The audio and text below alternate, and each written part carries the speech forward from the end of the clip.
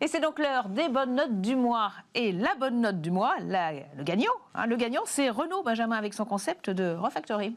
Et oui, place à l'industrie circulaire. Florence et Renault, d'ici 2024, avaient annoncé la fin de ses activités d'assemblage dans, vous savez, cette mythique usine de Renault à Flins.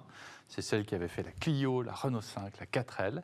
Eh bien, au lieu de simplement fermer les locaux, Renault a décidé de les transformer dans ce qui pourrait devenir la plus grande usine de reconditionnement d'Europe. Un grand back market de la mobilité, en quelque sorte, avec l'inauguration qui a eu lieu le 30 novembre dernier et 8 millions d'euros qui ont déjà été investis. Le principe est très simple. Industrialiser le reconditionnement des véhicules d'occasion pour en réduire les coûts. C'est ainsi que les véhicules thermiques voués à disparaître se verront offrir une deuxième jeunesse avec une conversion avec des énergies moins carbonées. Ce sera aussi le lieu pour renforcer la collecte des batteries et les préparer là encore à une nouvelle vie. C'est un sujet immense. Bref, c'est une première bonne nouvelle pour l'environnement. Et puis il y a une deuxième bonne nouvelle dans la première. C'est une excellente nouvelle pour l'emploi. 700 collaborateurs de l'usine de Flins auront rejoint l'équipe de la Factory à la fin de l'année. Et à terme, c'est près de 3000 personnes à horizon 2030 dans cette usine qui aujourd'hui n'en comptait que 2600, comme quoi l'industrie verte a de l'avenir dans notre pays.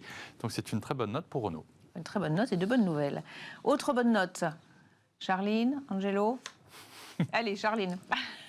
Moi, je voulais parler quand même d'une initiative champenoise qui est la transmission, une association de 9 femmes dont j'ai la chance de faire partie. Et justement, on parlait de la valorisation du collectif aujourd'hui pour que nos filières soient vertueuses et dans notre cas féminines aussi, pour la meilleure insertion des femmes dans des carrières à un certain niveau en Champagne.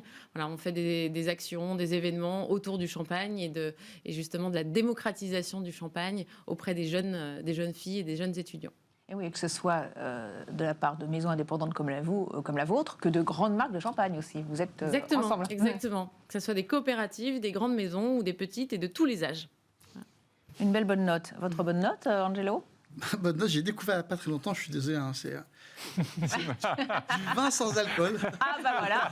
Donc ça s'appelle Petit Béret et ils font de la liqueur, du vin et de la bière sans alcool.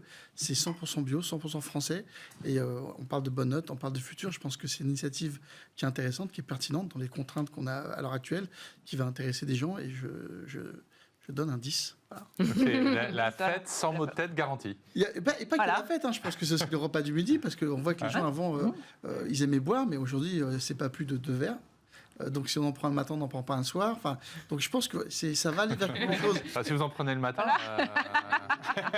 Je pense que c'est une bonne initiative. J'ai pas encore goûté.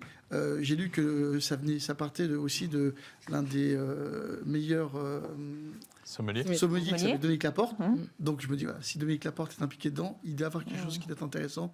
Donc je conseille Petit Béret. Du champagne sans alcool, ça serait possible ? Ça serait pas possible. Ça fait pas partie des innovations technologiques, oui. C'est du champomis. Il y a déjà, c'est vrai, pour les enfants. Allez, exceptionnellement, comme c'est la fin d'année, une dernière petite question. Allez, votre souhait ou votre bonne résolution pour 2022 ?